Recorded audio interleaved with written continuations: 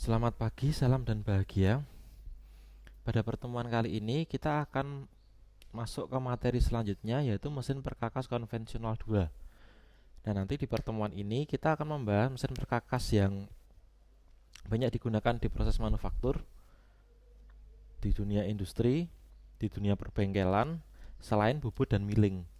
Jadi kalau mesin perkakas yang pertama kemarin itu kita fokus pada mesin bubut dan mesin milling. Selanjutnya di konvensional 2 ini kita fokus ke mesin selain bubut dan milling. Nah, ini non turning dan non milling ya.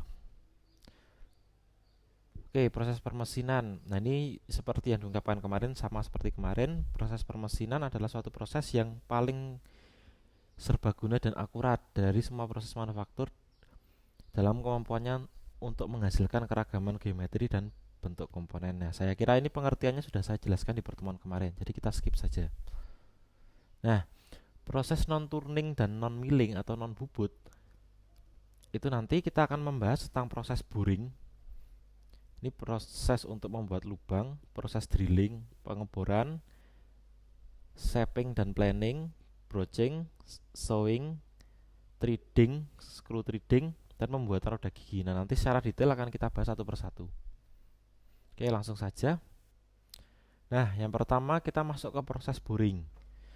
Nah, proses boring itu sebenarnya mirip seperti proses bubut atau pembubutan menggunakan single point tool. Jadi menggunakan seperti pahat bubut dengan mata potong tunggal. Gerakannya melawan perputaran benda kerja. Jadi benda kerjanya itu berputar dan gerakannya itu melawan perputaran benda kerja tersebut sehingga bisa memotong benda kerja. Perbedaannya, proses boring mengerjakan diameter dalam yang sebelumnya sudah terdapat lubang. Nah, ini yang diperhatikan. Jadi proses boring itu mengerjakan diameter dalam, tapi proses boring itu sudah ada lubangnya.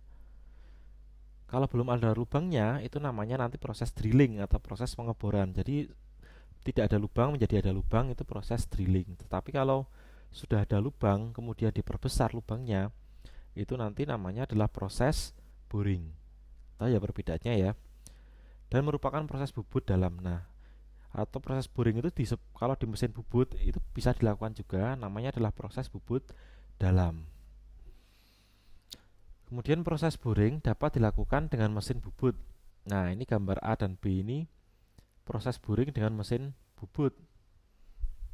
Bedanya gambar A ini proses boring dilakukan dengan pahat bubut, pahatnya arahnya seperti ini. Ini benda kerja dicekam di cak mesin bubut. Nah, kemudian benda kerjanya diputar. Benda kerjanya sebelumnya sudah ada lubang ya ini ya. Kalau untuk membaca gambar ini saya kira Anda sudah bisa semua karena sudah pasti lolos gambar teknik ya, lulus gambar teknik. Jadi saya anggap sudah paham. Nah, ini pahat bubutnya nanti gerakannya ke kiri. Kemudian benda kerjanya berputar dan ini akan menyayat di bagian ini. Nah, lubang di sini ini fungsinya untuk membebaskan atau untuk tempat pahat bubut. Jadi pahat bubutnya itu bisa masuk karena sudah ada lubangnya terlebih dahulu. Ya, tentunya proses ini lubang yang dihasilkan oleh drilling atau lubang sebelumnya itu dibuat dengan bor atau twist drill. Nah, besar lubangnya yaitu tergantung pada pahat bubutnya. Kalau pahat bubutnya kecil ya berarti lubangnya tidak perlu terlalu besar. Tapi kalau pahat bubutnya yang nanti tangkainya ini besar ya berarti lubang awalnya juga harus besar. Pokoknya lubang awal itu harus bisa digunakan sebagai tempat masuk dari pahat bubut ini. Oke, yang kedua ini dengan mesin bubut juga, tetapi ini dibalik. Pahat bubutnya yang berputar dan bendanya yang diam. Bendanya bukan diam, tapi dia bergerak secara linear. Jadi di sini mesin bubutnya nanti akan menggerakkan pahat. Nah, ini mesin bubut dengan dia menggunakan ledok. Sudah saya jelaskan kemarin ya ledok ya. Sudah menggunakan ledok, kemudian pahat bubutnya di sini. Nanti dia akan berputar pahat bubutnya. benda kerjanya itu dicekam seperti ini. Pencekaman benda kerja ini itu ada pada carriage dari mesin bubut atau eretan ya, eretan di mesin bubut dicekam di sana, kemudian pahatnya berputar, benda kerjanya yang digerakkan. Jadi sebelumnya sudah ada lubang, benda kerjanya digerakkan ke sana. Pahat bubutnya hanya berputar, benda kerjanya bergerak secara linear. Kalau di gambar ini ke kanan. Oke, itu dengan mesin bubut. Proses berikutnya itu proses boring dengan mesin boring. Nah, mesin boring itu memang khusus digunakan untuk membuat atau membesarkan lubang. Nah, ini contoh mesin boring yang vertikal. Benda kerja diletakkan di sini, dicekam oleh bagian meja kerja ini. Kemudian meja kerjanya itu berputar. Nah, pahatnya itu bisa diletakkan di atas atau di samping seperti ini. Kalau di atas ya berarti untuk membubut permukaan ini. Tapi kalau di samping seperti ini untuk membubut diameter benda kerja. Ini bisa di luar. Kalau di luar berarti bukan memproses boring ya. Kalau proses boring nanti fokus ke yang atas ini. Karena untuk mengerjakan diameter dalam. Oke, itu proses boring. Kemudian proses drilling atau drilling operation. Nah, proses drilling itu adalah proses operasi permesinan yang digunakan untuk membuat lubang lingkaran pada benda kerja. Jadi lubangnya berbentuk lingkaran. Perbedaan dengan boring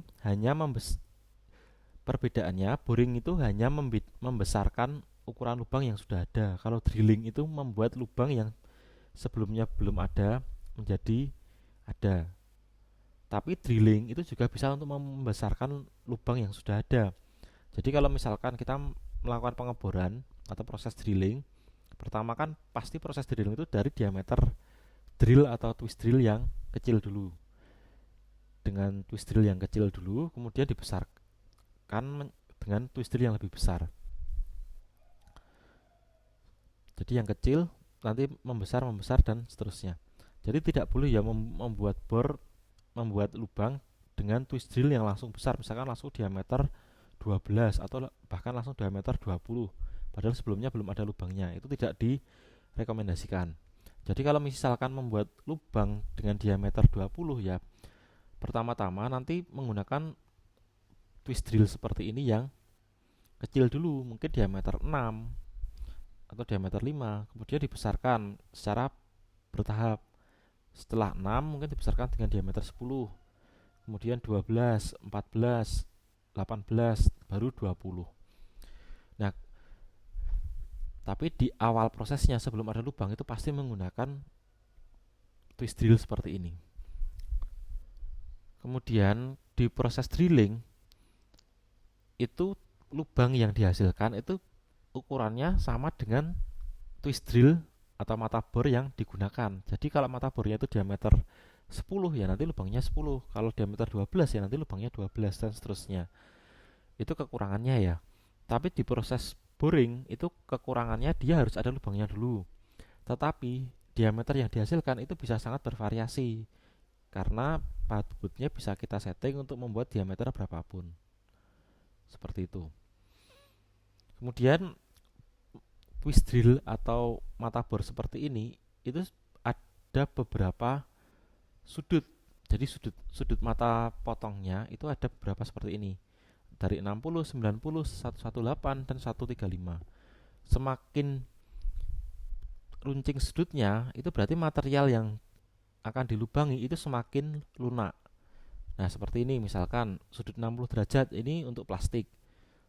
Kemudian sudut 90 derajat ini untuk non ferrous metal atau metal tapi bukan besi dan kayu. Nah, secara umum itu sudutnya itu 118. Jadi ketika Anda beli twist drill, sudut yang terbentuk itu tanpa dibentuk lagi, jadi tanpa diasah itu sudah 118.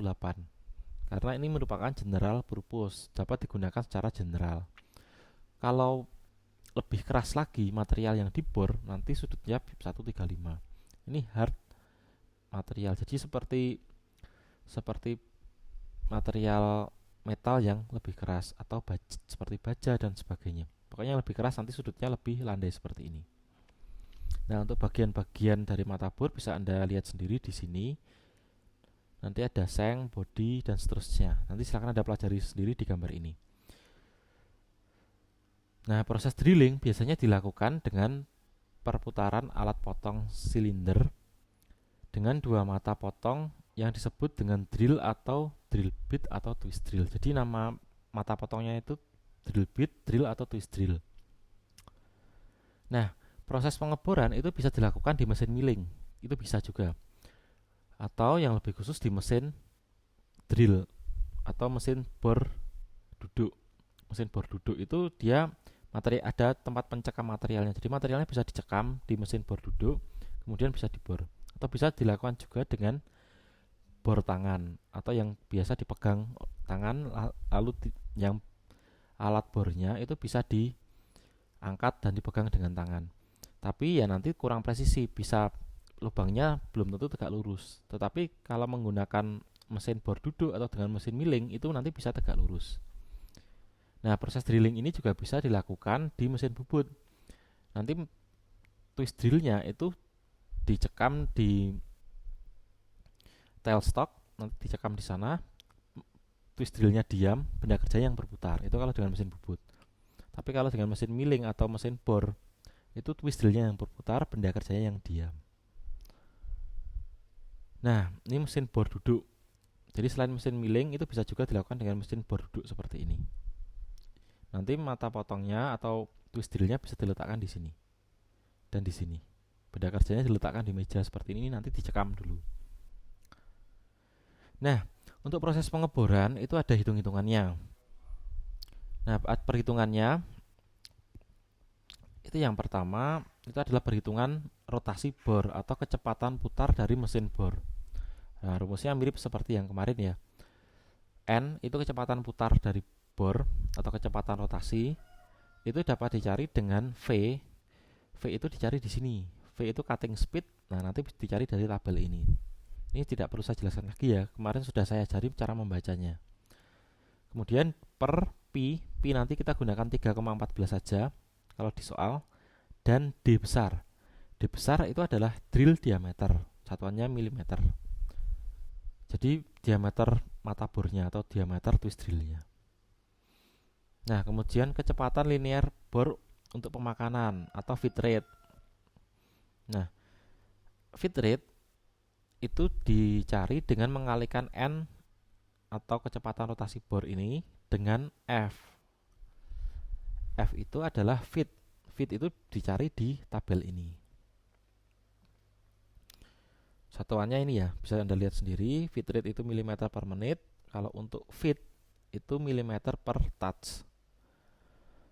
Seperti biasa, kalau nanti Anda menggunakan atau menggunakan V atau cutting speed, nanti Anda konversi dulu. Karena di tabel itu satuannya meter per menit. Jadi Anda konversi dulu menjadi milimeter per menit. Oke, selanjutnya waktu pemakanan lubang untuk yang tembus. Jadi waktu pemakanan itu nanti dibagi dua. Yang pertama itu lubang tembus seperti ini. Jadi nanti ini akan dibor sampai tembus benda kerjanya. Kemudian ada juga waktu pemakanan lubang tidak tembus. Nah, nanti seperti ini. Jadi ada kedalaman lubangnya. Itu maksud sedalam berapa. Itu beda rumusnya nanti. Oke, yang pertama TM untuk lubang tembus dulu. Nah, untuk lubang tembus, TM itu dicari dengan T kecil ditambah A. T kecil itu adalah ketebalan dari benda kerja. Nah, ini asumsinya tembus ya. T di sini adalah ketebalan dari benda kerja. Kemudian A di sini itu adalah approach allowance atau jarak antara sudut bor ini, ujung bor ini dengan mata potongnya habis sampai di sini. Jadi ketinggian mata potong ya ini sebenarnya ya. Itu A. Jadi nanti ketebalan material ini untuk yang tembus ditambah dengan A ini approach allowance atau ketinggian dari mata potong bornya dibagi FR atau feed rate. Nah, A sendiri di sini itu dicari dengan rumus tertentu. Nah, rumusnya ini A sama dengan 0,5 dikalikan D. D tadi adalah diameter bornya atau twist drillnya. Nah, ini ada di sini keterangannya. Dikalikan dengan tan dalam kurung, ini dalam kurungnya dihitung dulu, 90 dibagi point angle, nanti dilambangkan dengan theta seperti ini. Point angle dibagi 2. Jadi point angle di sini itu sudutnya berapa dibagi 2 untuk mengurangi 90. Hasil di dalam kurung nanti di tan. Nah, tentunya ini dengan kalkulator ya. Ditankan. Kalau sudah ditan nanti dikalikan D dan dikalikan 0,5. Point angle di sini itu ya nanti soalnya sesuai dengan soalnya nilainya. Nanti bisa 60, 90, 118 atau 135. Ini tergantung soalnya. Nah, itu waktu pemakanan untuk lubang tembus atau TM untuk lubang tembus. Nah, untuk waktu pemakanan lubang tidak tembus atau TM lubang yang tidak tembus, nanti rumusnya adalah D kecil ditambah A per FR. Nah, perbedaannya hanya T-nya diganti D kecil. D kecil itu adalah kedalaman lubang yang hendak dibuat atau lubang yang hendak dibor. Jadi nanti sampai berapa? Nah, D ini asumsinya dihitung dari sampai ke ujung lubangnya ya. Nanti lubangnya ya bentuknya sesuai dengan twist drillnya kalau tidak tembus.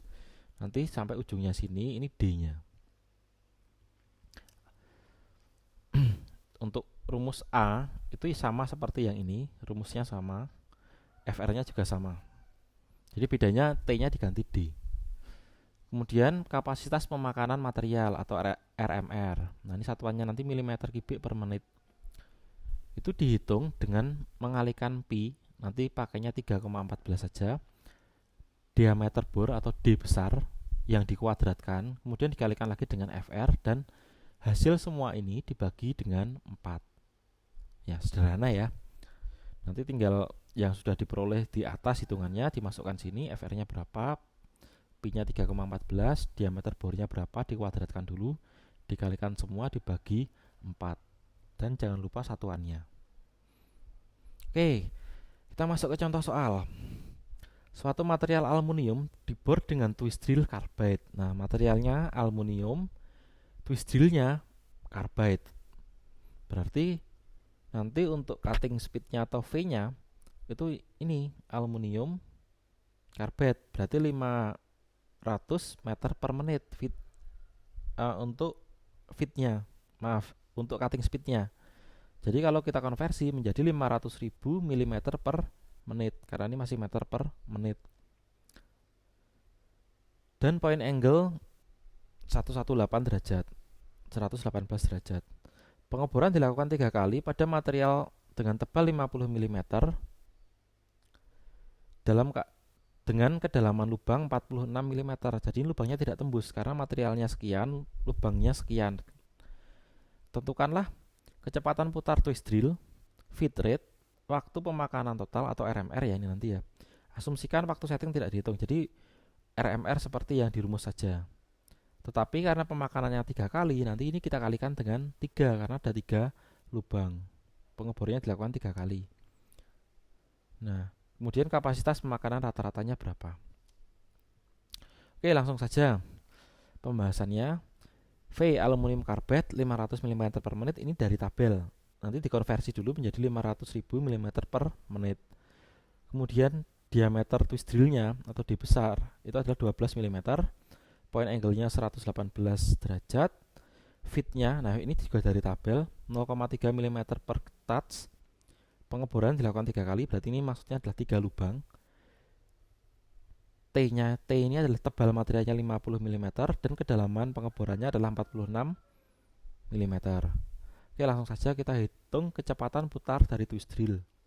Rumusnya N sama dengan V per Pi kali D besar. Berarti 500 mm per menit dari sini dibagi Pi kali D besar. Pi-nya 3,14, D besar atau diameter twist drillnya 12 mm. Nah, setelah dihitung hasilnya adalah 13.269,63 rpm. Ini kecepatan putar twist drillnya. Oke, kemudian feed rate-nya. Feed rate-nya, nah ini kan feed rate ya yang ditanyakan ya, jadi tidak perlu dibalik rumusnya, langsung saja feed rate N atau kecepatan putar bornya dikalikan dengan feed. Feed ini diperoleh dari tabel. Langsung saja, ini masukkan sini 13.000 sekian, dimasukkan feednya. Feednya sudah diketahui ya tadi ya, 0,3 mm per touch, hasilnya 2980,89 mm per menit. Oke, langsung lanjut. Waktu permesinan total atau TM. Nah, sebelum menghitung TM, kita hitung A-nya dulu, atau ketinggian mata potong dari bornya. Rumusnya A sama dengan 0,5 kali D besar atau diameter bornya dikalikan dengan tan dalam kurung 90 dikurangi point angle per 2. 0,5 kemudian sebentar, ini saya revisi ya, saya ada sedikit kesalahan.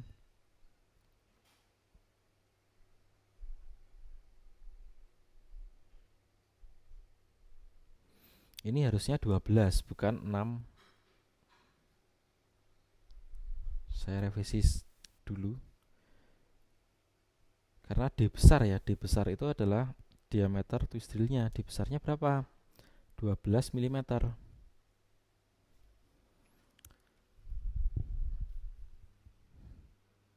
Nah, ini kita hitung dulu.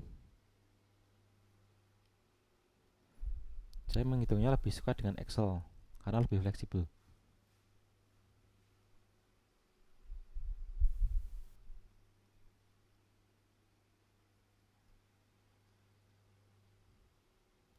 Ini saya hitung ulang. Tadi kan 46. Nah, ini kan dikalikan. Jadi sebenarnya hasilnya tinggal dibagi saja. Nah, nanti Anda menghitungnya langsung Anda hitung saja, ini hanya saya revisi. Ini 13, kalau tadi 46 itu hasilnya 13,81. Ini untuk 46. Nah, sementara ini jadinya dikalikan 12. Nah, saya bandingkan saja. Nanti ketemunya silakan Anda cek, nanti harusnya sama. Sama dengan ini dibagi ini.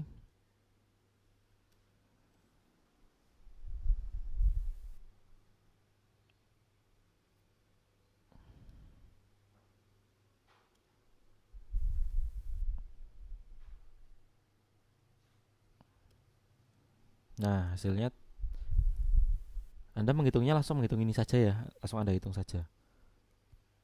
Harusnya ketemunya sama. 3,6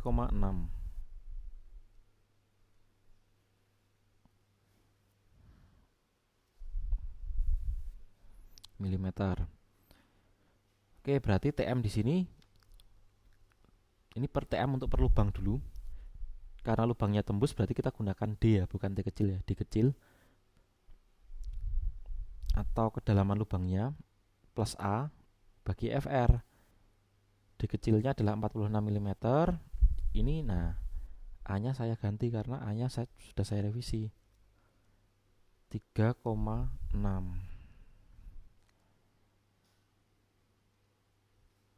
Ini saya hitung ulang. 46 kalikan 3,6.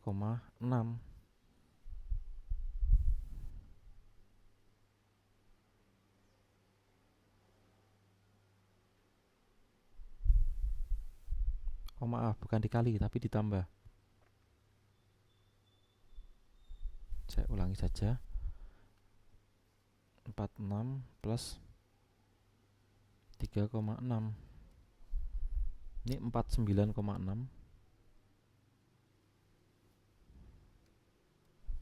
Nah, harusnya ketemunya sama ya ketika Anda menghitung langsung. Ini hanya saya revisi. FR-nya tetap. Kemudian hasilnya. Nah, hasilnya ini berarti ini tinggal dibagi FR.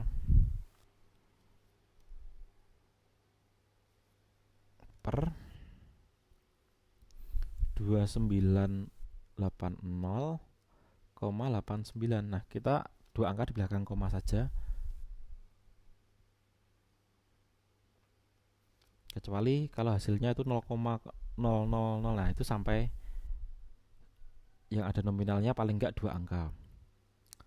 Maksudnya yang bukan 0 sampai 2 angka. Nah, ini saya ambil 0,16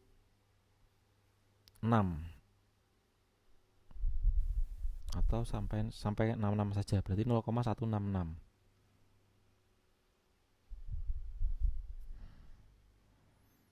Menit untuk satu lubang, berarti ini ketika dikalikan dengan 3,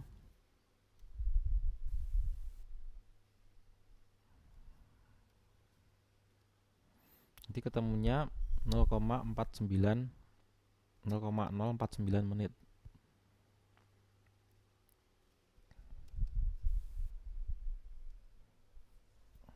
Nah, ini hasilnya ya, dikalikan 3. Ini 0,2 nya 166. Oke, hasilnya 0,049 untuk 3 lubang. Oke, kita lanjut untuk pemakanan, kapasitas pemakanan rata-rata. Nah, atau RMR, rumusnya Pi kali D besar, diameter twist drillnya, kemudian dikalikan dengan FR, kemudian dibagi 4. Nah, ini saya salah input lagi ya, saya revisi sekalian.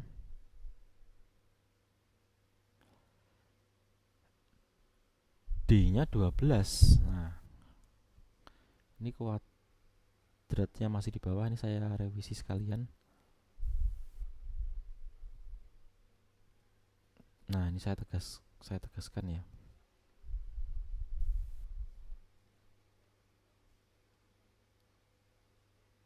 Oke, 3,14 kali 12 kuadrat dikalikan dengan 2980,89. Nah, ini saya hitung ulang karena tadi saya salah input.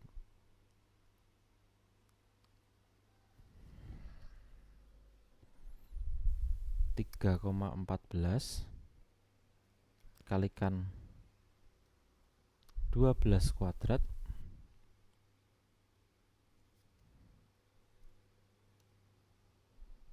dalam kurung, kemudian dikalikan lagi dengan 2980,89.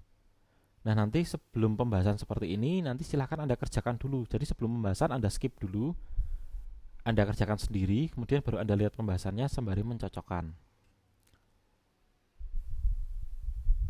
Oke, hasilnya sekian. Ini langsung saya bagi 4 saja.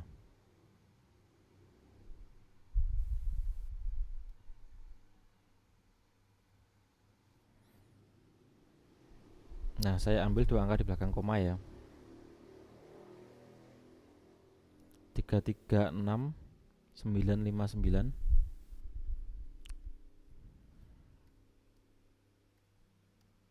koma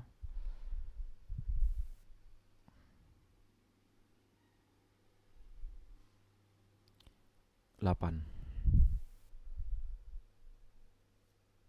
Seperti ini, jangan lupa ribuan Anda titik.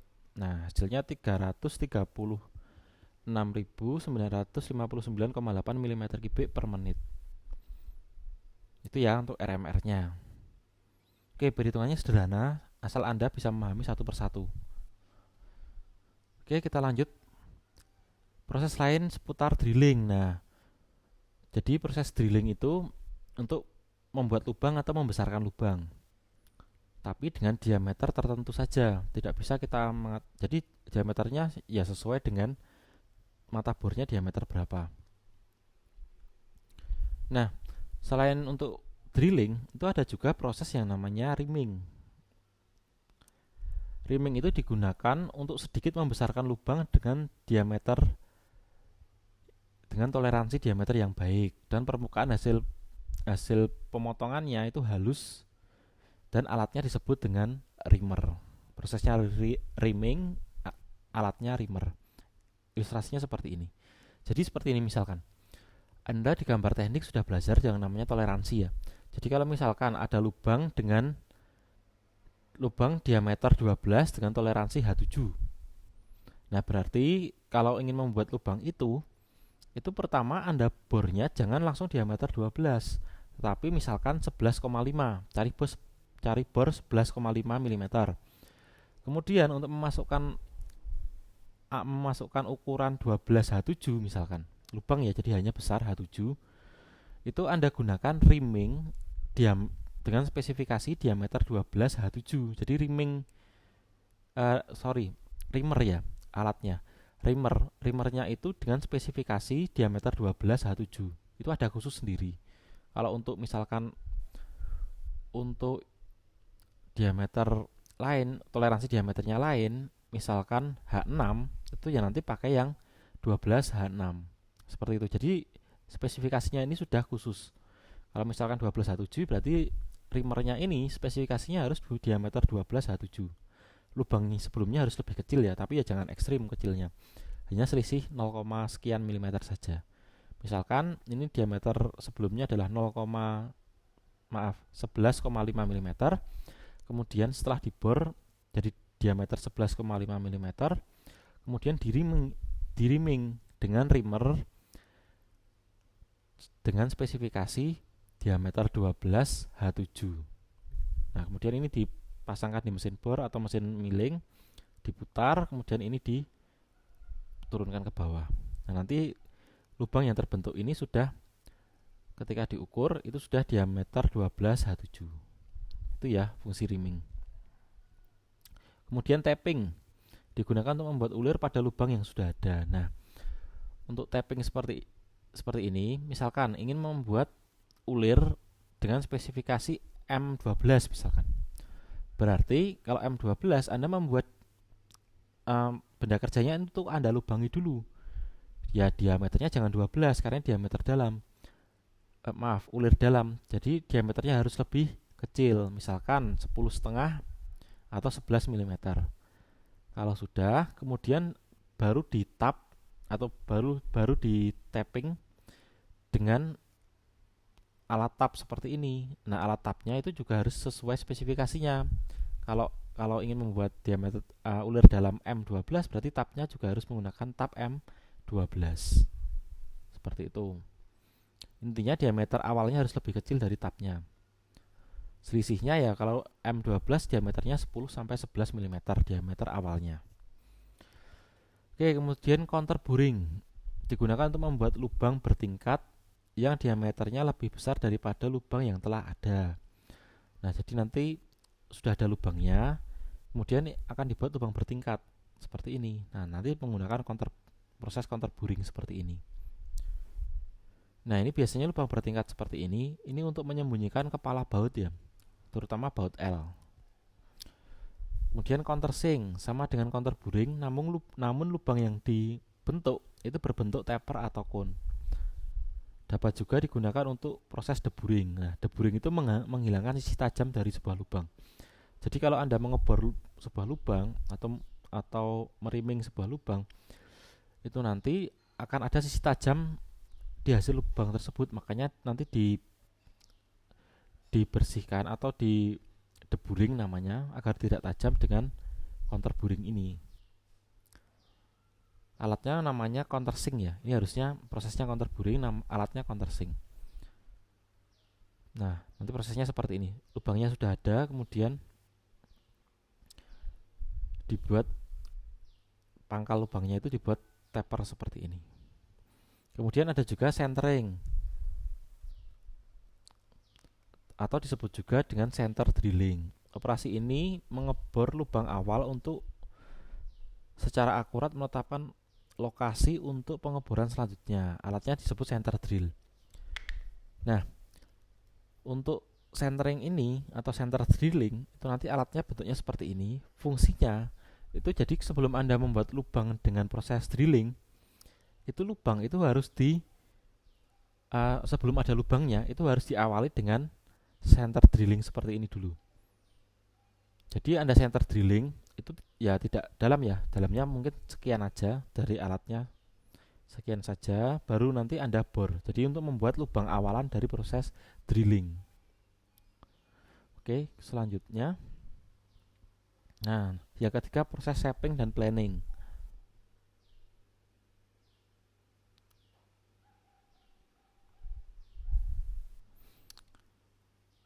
Nah, bedanya apa? Kok gambarnya ini sama ya? Nah, perbedaannya bisa kita lihat di keterangannya ini. Bisa dilihat di keterangannya.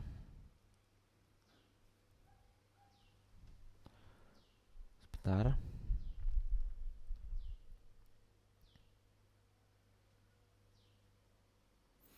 Kalau untuk proses shaping, itu alat potongnya ini itu yang bergerak, speed motion, bendanya diam. Jadi ini alat potongnya itu bergerak, bendanya diam. Kalau untuk planning itu kebalikan, speed motionnya itu di benda kerjanya, alat potongnya diam. Nah, jadi cuma kebalikannya ya. Jadi proses shaping dan planning itu prosesnya sebenarnya seperti menyayat. Nah, alatnya seperti ini. Ini untuk proses shaping, namanya shaper. Benda kerjanya diam, pahatnya ditaruh di sini dan digerakkan.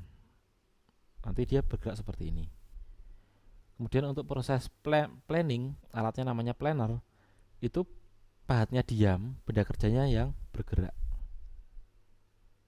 Oke, perbedaannya hanya itu saja. Nah, hasil dari proses shaping dan planning itu nanti seperti ini. Misalkan nanti kontur-kontur seperti ini. Itu dihasilkan dengan proses tersebut.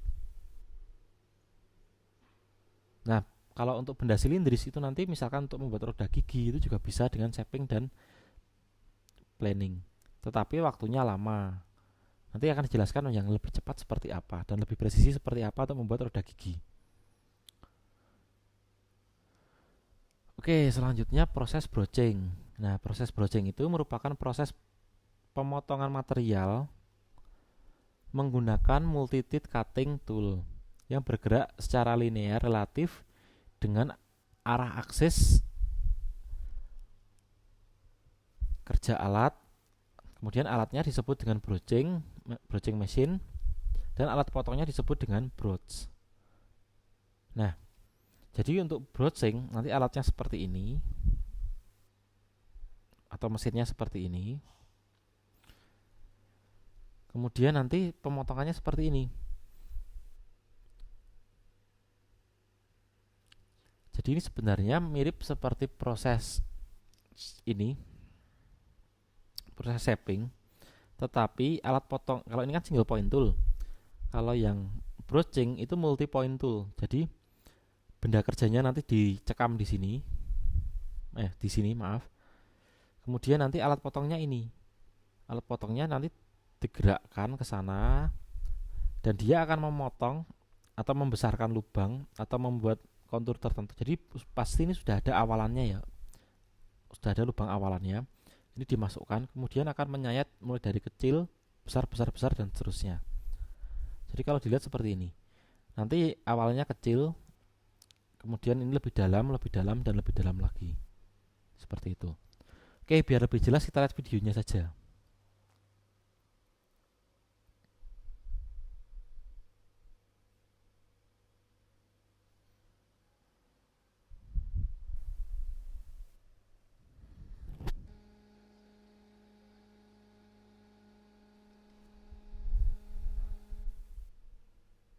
Nah, ini alatnya.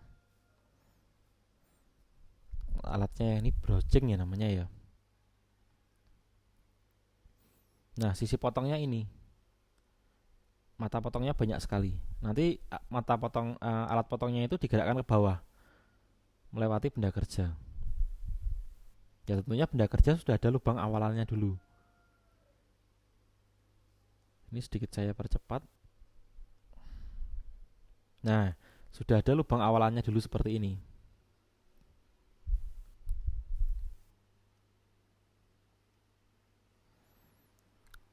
Ini untuk cooling, untuk mendinginkan proses pengerjaan. Nah, ini dimulai ya. Ini coolingnya aktif, kemudian nanti alat potongnya turun.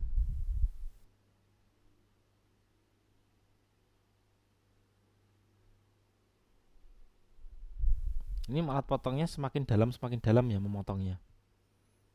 Nah, nanti hasilnya seperti ini.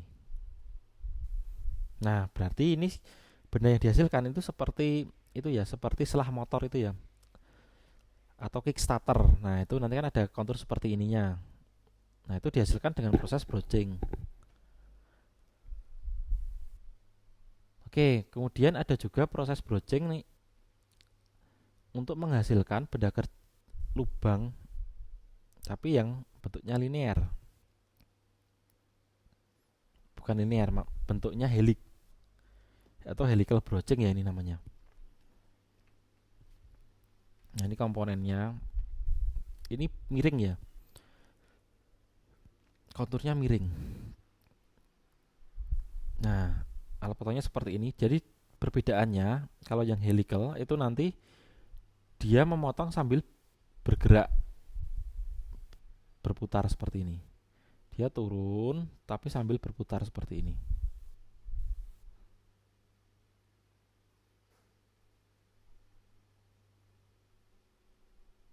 Nah, hasilnya seperti ini sebelum dan sesudahnya.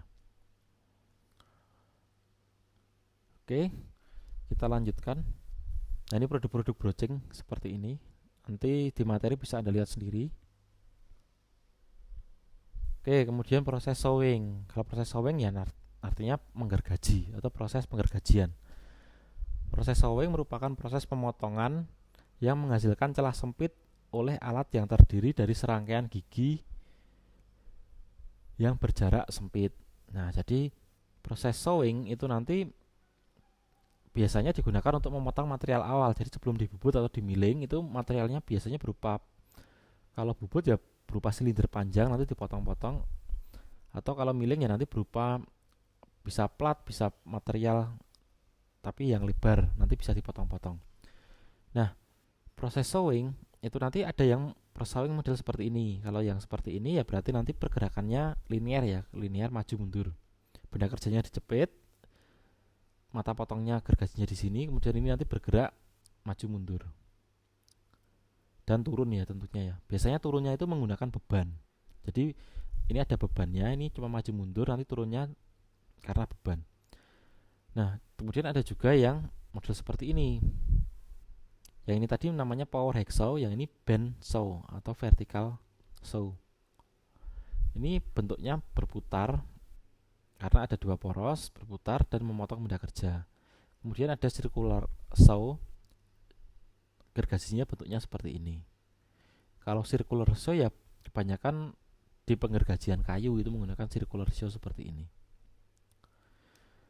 Oke, lanjut ke proses threading atau pembuatan ulir.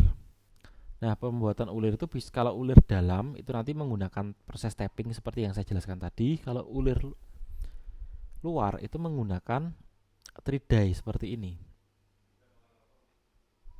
Nah, nanti benda kerjanya berupa silindris, kemudian di tap dengan thread dye seperti ini. Ya, ini tergantung nanti mau ulir M berapa, itu thread dye-nya disesuaikan.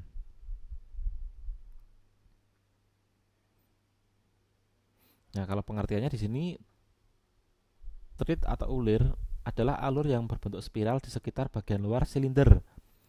Untuk ulir eksternal itu di bagian luar, kemudian atau bagian dalam lubang bulat atau ulir internal. Proses screw threading merupakan proses pembuatan ulir eksternal. Jadi kalau screw threading itu khusus untuk yang eksternal. Kalau ulirnya tidak terlalu besar, itu biasanya menggunakan thread dye seperti ini. Kalau yang ulirnya itu diameter besar, misalkan M50, M40, nah nanti menggunakan mesin seperti ini, thread milling namanya. Terus cutternya namanya milling cutter, foam milling cutter seperti ini. Jadi ini prosesnya, nanti benda kerjanya berputar, kemudian alat potongnya itu juga berputar dengan arah yang kebalikan. Ini arahnya kebalikan. Ini berputar dengan arah kebalikan, dan ini selain berputar alat potongnya ini juga bergerak secara linear ke kiri. Jadi membentuk dari sini ke sini seperti itu. Itu khusus untuk ulir dengan M yang besar. Oke, selanjutnya proses pembuatan roda gigi. Roda gigi atau gear adalah komponen mesin yang digunakan untuk mentransmisikan gerak dan tenaga di antara poros yang berputar. Nah, ini untuk membuat roda gigi seperti ini. Fungsi roda giginya ini ya. Nah, ini ya banyak sekali nanti di mesin-mesin industri. Di motor pun banyak di dalam gearbox. Cara membuatnya itu yang pertama dengan horizontal milling. Jadi roda giginya dicekam di indexing head namanya, atau mata pembagi. Nanti ini mata potongnya miring seperti ini. Bendanya sebelumnya masih berupa silindris biasa, kemudian nanti ini berputar dan memotong membentuk kontur seperti ini. Kalau kontur ini sudah, nanti dengan indexing head atau mata pembagi nanti ini diputar sekian derajat dan dipotong lagi dan seterusnya, nanti hasilnya seperti ini. Nah, kemudian menggunakan proses hobbing. Tadi ini menggunakan milling ya, horizontal milling. Kalau ini menggunakan proses hobbing. Nah, untuk proses hobbing nanti mata potongnya seperti ini. Kemudian nanti materialnya dicekam di sini dan diputar. Jadi mata potongnya berputar, materialnya juga berputar, tapi dengan perbandingan tertentu agar menghasilkan sesuai dengan nanti mau membentuk roda gigi berapa mata. Oke, agar tidak bingung nanti langsung kita simak videonya saja.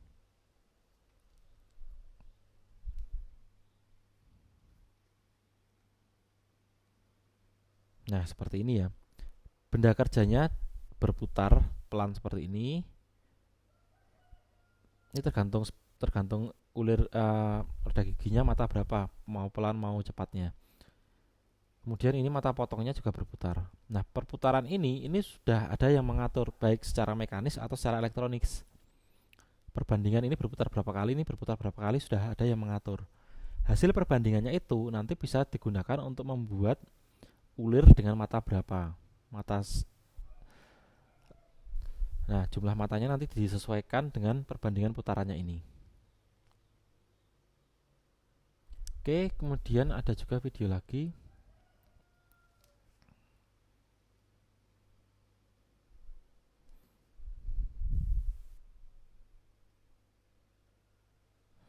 Nah, ini yang lebih canggih ya. Ini membuat roda gigi miring. Roda gigi tapi nanti mata giginya miring. Nah, ini namanya juga proses hobbing.